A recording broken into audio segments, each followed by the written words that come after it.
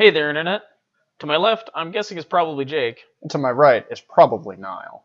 and you're about to get a load of the Readiness Report.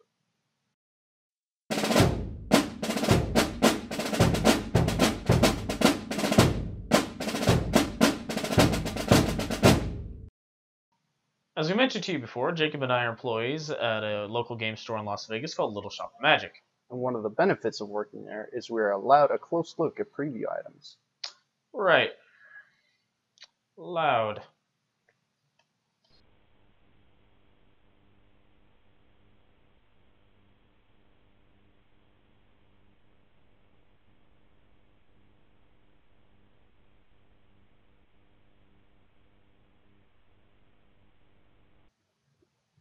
Let's go with that. Anyway, in a completely unrelated note that has nothing to do with our boss maybe seeking vengeance against us for anything, we're at our secret bunker again. Anyway, what we have for you this time is Wave 4 of X-Wing Miniatures game from Fantasy Flight Games. So the first ship that we're going to be talking about is the Z95 Headhunter. This is what everyone was expecting to be the first expanded universe ship, as opposed to the Hawk 290. Not that I have anything against the Hawk 290 as a ship. I think it's a cool ship both in game as well as in the video games that it comes from. However, the Z95 is used all over the place. It was used in a bunch of comic books, novels, video games, all over the place. It was just a super common ship used by pirates, little like police forces within a system, um, spies, smugglers. Mara Jade flew around in one when she was the Emperor's Hand. Meanwhile, the Hawk 290 was only used in 2 video games. So, it was kind of a surprise that not only was this not the first expanded universe ship to come out, that the Hawk 290 was the first one. But that being said, it came along in the next wave, and it's a pretty cool ship. It looks as all the other ships from this game do. It looks nice. It's painted well. It's just a really good looking model, and I'm pretty excited to use it. So today I'm going to talk to you about the Z95 Headhunter's combat abilities. It's a cheap ship. It's 12 points. It's as cheap as the cheapest TIE fighter you can get, but it is not a swarm ship. What we see it as is a cheap missile platform. One of the new missiles you can take advantage of is the Ion Pulse missile. What that does is when it hits, it assigns 2 ion tokens in damage, so it's much more effective against larger ships. In addition, it's a support ship with its new wingman capability. And what that does is at the start of the combat phase, you can remove a stress token from one of your ships at range 1.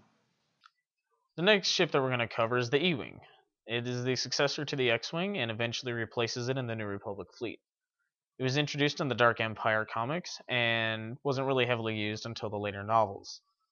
I do have a problem with the E-Wing expansion though, and it's that Cornhorn never flies an E-Wing. At any point during the novels, he was out of Rogue Squadron, out of the military, long before they started heavily using him, and definitely long before Rogue Squadron used them. And it's unfortunate because it means we're probably not getting an alternate green paint job for the X-Wing to go along with Corran Horn, which I actually really want, personally. That being said, though, the E-Wing, it's a cool-looking model like all the others that Fantasy Flight has come out with so far. It's a good paint job, just like all the others, and it stayed pretty true to how it looks in the comics and how it's described in the novels. As far as gameplay goes, the E-Wing, as far as its maneuver dial is concerned, is between an A-Wing and an X-Wing. It's an upgrade from an X-Wing because you're trading a hull for a shield and you get higher agility. Now, it comes with 2 astromechs. They're pretty good. I'd recommend taking a look at them, but they're no R2-D2.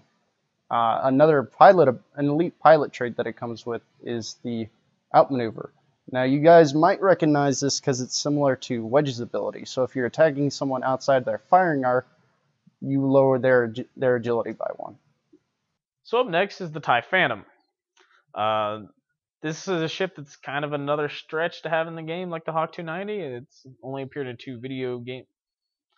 Well, okay, it's appeared in a video game and an expansion for a different video game, so really not even two whole video games.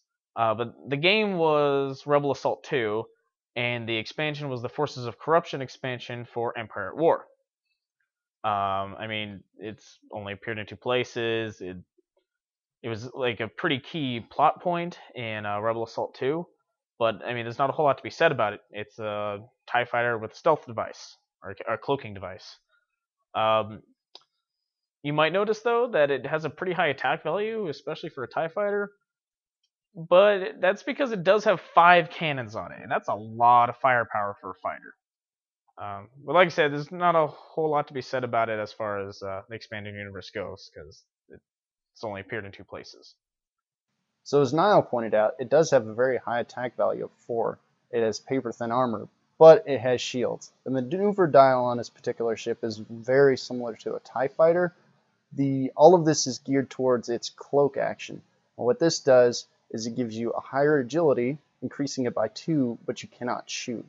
All of the pilots, all of your upgrade cards are geared towards maximizing this. The final ship for Wave 4 is the TIE Defender.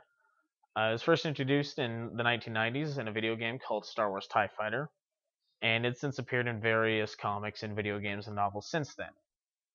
I'd say it's probably the most anticipated fighter for the Imperials because it's finally going to give them a truly elite ship for their forces. It's so elite, in fact, such a good ship that it was actually left out of the multiplayer X-Wing versus TIE Fighter because it would have been unfair for the Rebels. One thing I do find odd about it, though, is that you can get a pilot skill 1 pilot for the TIE Defender, which is weird because it was such an expensive ship that the Imperials were only putting their very, very best aces into them. So it's just really weird that you can get a pilot skill 1 pilot in the ship, which ends up actually costing more than a lot of the named pilots for the other fighters. So as Niall said, this is the most expensive fighter that you can get in the game. The reason why you're paying a premium, you're paying for 3 attack, 3 agility, 3 hull, 3 shield. This is all encompassed by a maneuver dial that I could best describe as fast but not maneuverable. This is also the only fighter to feature the white keygun turn. Now this fighter also can get cannon upgrades, and one of the best modifications I've seen in this wave is the munitions failsafe, which allows you, if you miss with your missiles, it allows you to keep your missiles for another shot. Alright, so we're about to test out the new wave of fighters, see how they perform. So for once, we actually have an even number of fighters on the board. Surprise. Yeah, so what I've got over here is I've got Aaron Kraken in a Z95, because if you know anything about Aaron Kraken's background, he's a total badass. He's also got a concussion missile and munitions failsafe. I have Corran Horn, because who else? In an E-Wing. With munitions failsafe, determination, advanced sensors, proton torpedoes, and R7T1. So if I lose Corran Horn, I'm probably going to lose this game. Quite the loadout. Yeah, and then I have Tycho Selchu with outmaneuver in an A-Wing. Alright, so I have Colonel Vessery in our TIE Defender. I gave him an ion cannon outmaneuver. We've got Whisper in our TIE Phantom. He's got the Stygium Particle Accelerator. That's for his cloaking device. He's got a fire control system, and there's a tactician aboard. And then we have Dark Curse in a TIE Fighter with a stealth device. Alright. That thing can take a passenger? Mm-hmm. So we're here at the shooting phase of turn 1. We've basically all just gone forward. I focused on 2 of my ships, boosted with Tycho, and I'm going to start shooting just in range. And checking line of sight. Yep, we're good. Or firing arc, rather. So, gonna be long range, so you get an extra dodge. 2 hits. I get 5 dice because of my stealth device. 1, 2, 3. You want to spend that dodge token? No, don't need to. Are you sure you don't want to spend that dodge token? Yeah, I'm good. Good. All right. Now, am I in your firing arc? Yeah. My little 2 back at you. 2 hits. Forward dodges.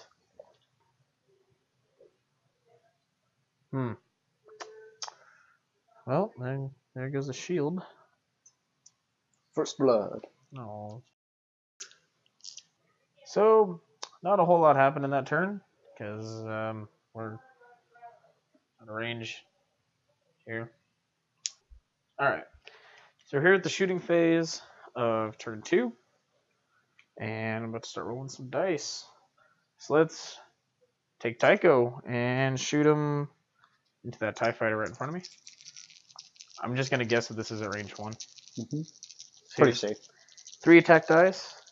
Also taking into account the outmaneuver ability because he's definitely not in your firing arc, which means you have 1 less agility. So it evens.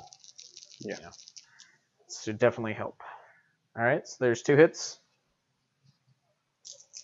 All right, and I have a stealth device, so like you said, evens out. Yeah. And 3 dodges. All right.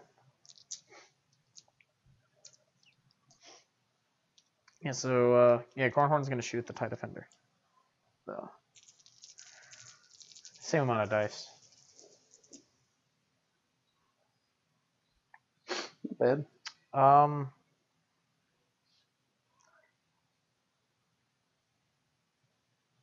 Let's see. Yeah, I'll go with that roll. I'm not gonna re-roll that with my target lock. Okay.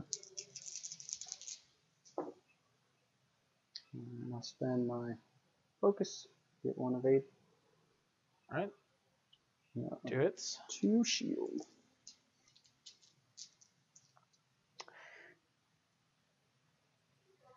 All right, and Kraken here is going to shoot at the TIE Phantom. 1 crit.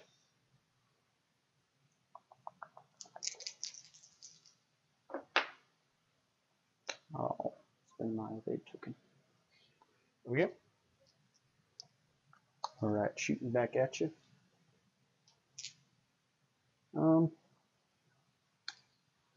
Let's do the Colonel at the E-Wing. Wow, 3 hits and a crit.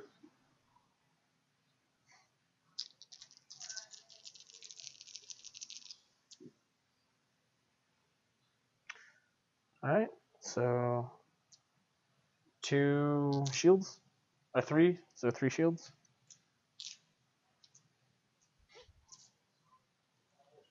The TIE Fighter, I think, is at range 2. Yeah. So straight up dice. I'll spend my focus. Oh, I guess I jumped the gun and rolled too soon, but still. So Hitting the crit. 1 dodge. So crit. You have shield left? No. Okay, so crit. Minor explosion. Immediately roll 1 attack die.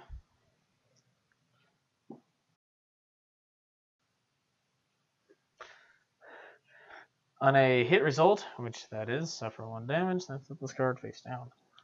Awesome.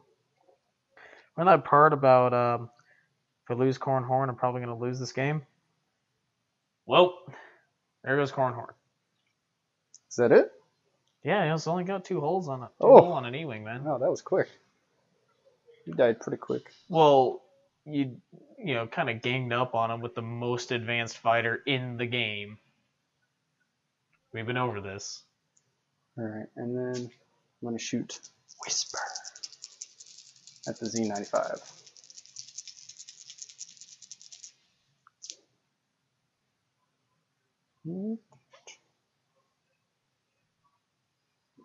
Alright, 4 hits. That's too many attack dice. Too many. Alright. and because of my fire control system. Right. So I'm going to lose 2 shields and take damage.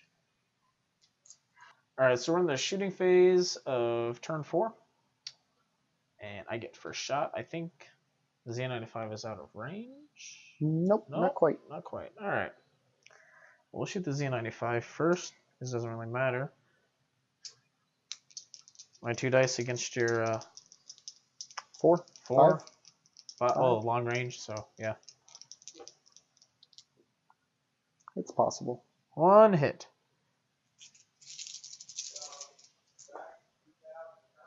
To dodge. Yeah. Alright, so Tycho is going to shoot you next. And, not at range 1, but your agility is reduced by 1. So it's balanced out again. So there's 2 hits.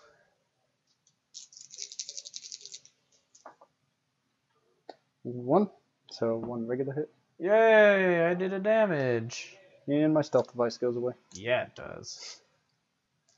Probably a little too late, but everything helps. You don't have a shot this turn, do you? Do not. All right. So that would be the end of turn 4. You have first shot. Yep. Tycho's going to shoot. Range band 2.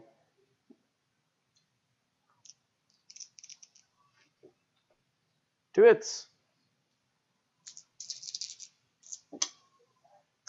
1 dodge.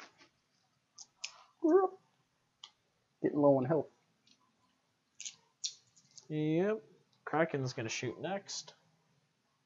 Range band 3.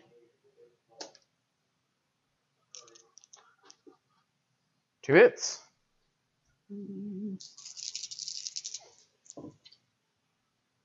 1.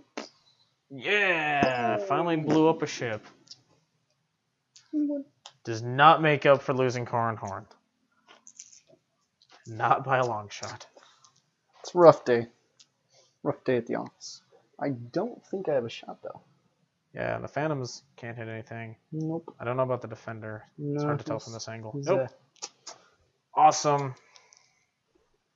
Alright, so that's the end of turn 5. Alright, so we're in the attack phase of turn 6. Tycho gets first shot. Your maneuver is reduced by 1. I'm going to use my target lock to reroll that. And it missed anyway. 1 dodge. Okay.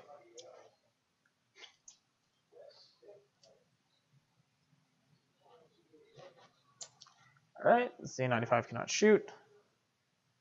Range 2.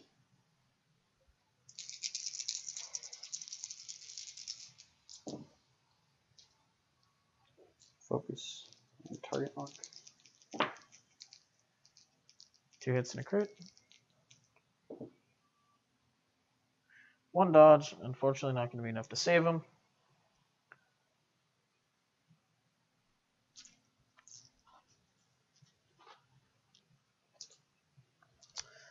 Alright, so that's the end of turn 6. So it's now the shooting phase of turn 7. Tycho's got the first shot here. Not looking good for him. He's going to shoot at the Defender.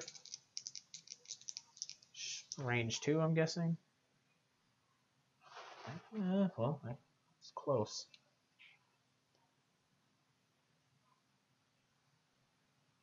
No, it's just going to be range 2. He'll use that focus. 2 hits.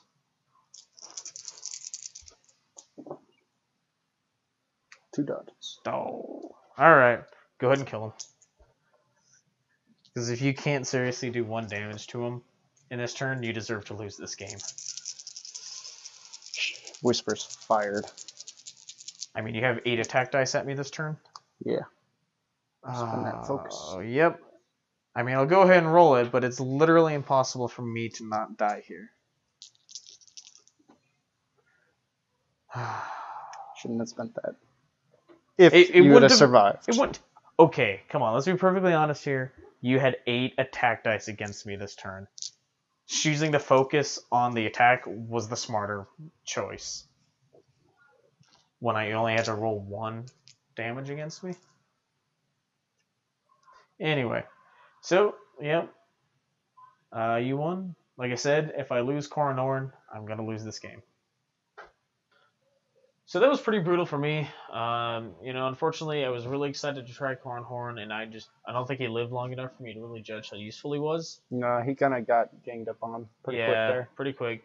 Defender, it didn't pretty help brutal. It didn't help that the Phantom got up and actually got, nearly point blank and rolled 5 attack dice against him. Yeah, that kind of hurt. Yeah, there's not a whole lot you can do about that. And the Z95, I gotta say, once the missile's gone, kind of useless. Yeah, it just wasn't maneuverable enough. It wasn't fast enough. Yeah, I couldn't get it in an advantageous distance to fire at or position to fire because it's really slow. Yeah. It's not very maneuverable. It can't take a beating. It can't dish out a beating. Yeah, I think you said it perfectly. It's not an A-Wing. It's not a TIE fighter. Yeah, it's, once that missile has to be good. Mm-hmm. But that failsafe probably would have saved it. In this case, maybe I think honestly because the failsafe the weapons systems failsafe or munitions failsafe it didn't really come into effect, and I think ultimately the shield upgrade would have been a better modification to take. Yeah, definitely.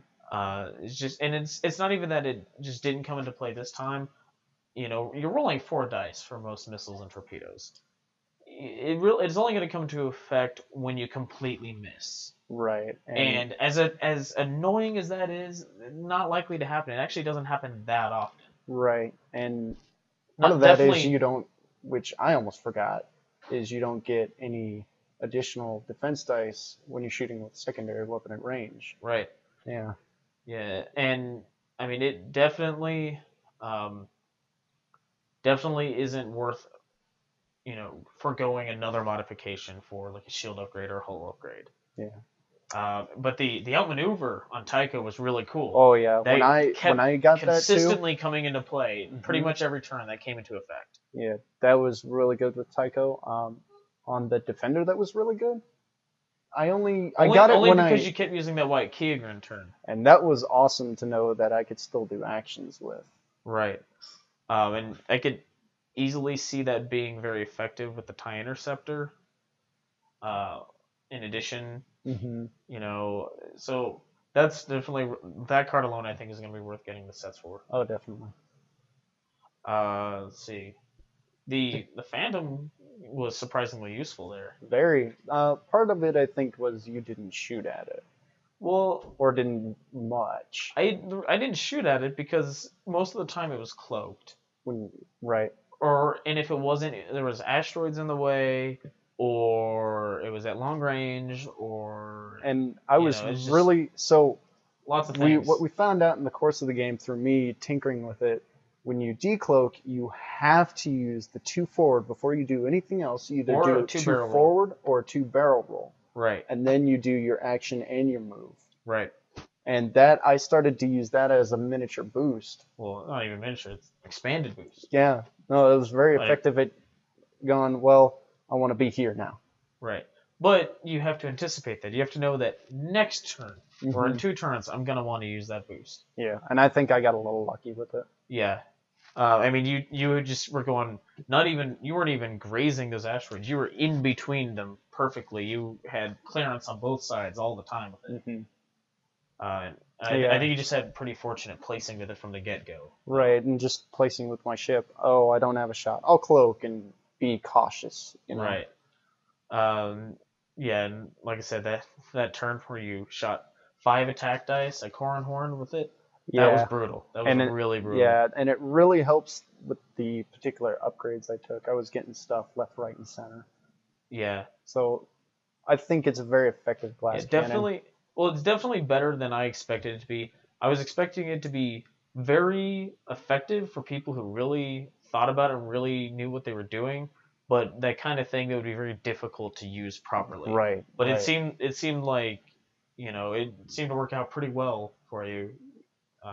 and you were just kind of going, well, I'll go with this turn. Yeah, no, that I think was very lucky. Right. But that defender, man, everyone's gonna want that. Oh yeah. Every Imperial player, every Rebel player wants that in their fleet too. Oh I yeah. think. Oh yeah. Mm. It's pretty. Pretty boss. Pretty brutal. Yeah. It's got such amazing stats, and you still managed a 3-ship fleet, even sinking all those points into it. Mm-hmm. Yeah. Very effective. What was it, 41? 41, something with like all that. all the upgrades, with the 2 upgrades it had. Yeah. But yeah, it was pretty cool. I'm actually, despite the fact that I normally play Rebels, I'm actually pretty excited that the TIE Defender is in the game. It's just a really cool ship. But yeah, I think that about covers our game and what happened in it. I'm hoping in the future I can make more use of Corran Horn. Definitely. Fingers crossed. His ability was crossed. really cool. I think we discovered after the fact, we're like, well, maybe we should have used it. Because oh yeah, where he gets to shoot at the end of his turn. But I also didn't expect him to die that quickly. True.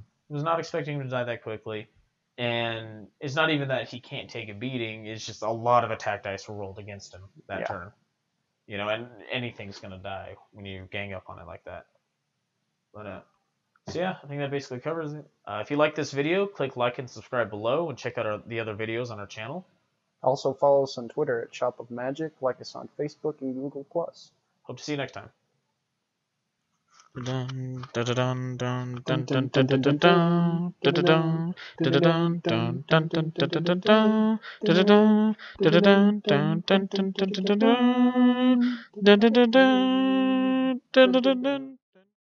Words cannot describe